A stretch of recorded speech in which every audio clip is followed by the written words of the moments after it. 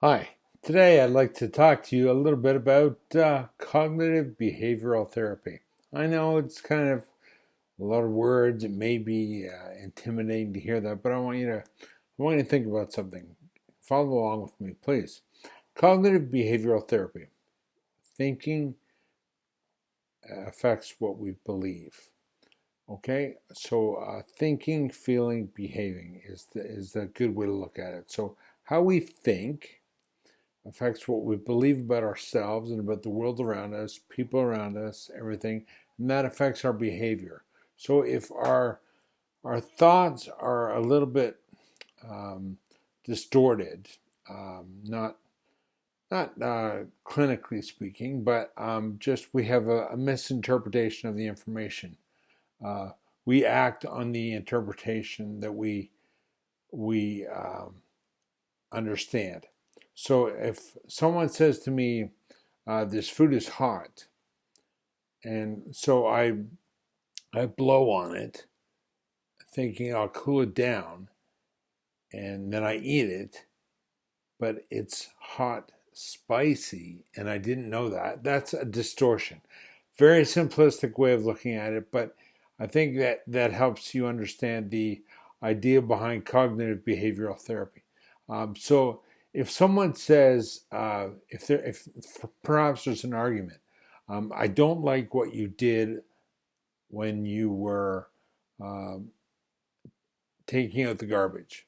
Now, a person might think, well, why does that upset you that I've taken out the garbage? Um, when the person that's making the comment about being upset, perhaps they feel that that is their responsibility, something they take pride in. Um, so they when that uh, when the other person does it for them, perhaps it makes them feel a little bit inferior, maybe. That may be the distortion that's come up.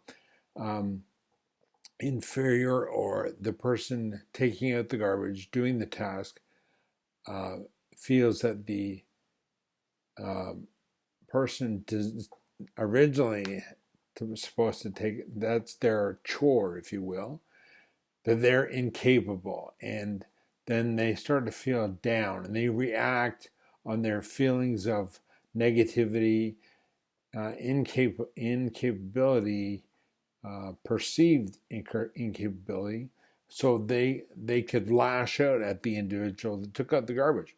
So they may lash out saying, why did you do that? Why, you know, that's my chore. And the person taking out the garbage is oblivious to, like, what do you mean? I'm just trying to help you out. It's a small little thing. I thought I'd give you a hand. And but the person has maybe reacted um, in an irrational way by getting upset and angry, but their perception is that they can't do the job, so that's what the other person is doing for them. So you see how your thinking, feeling, and behaving really can affect the core of who someone is.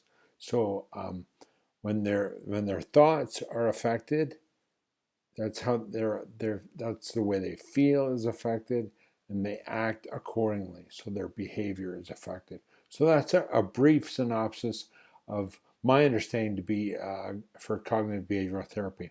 Um, Please feel free to like this, share it on Twitter, social media. Please subscribe. Add to my growing fan base.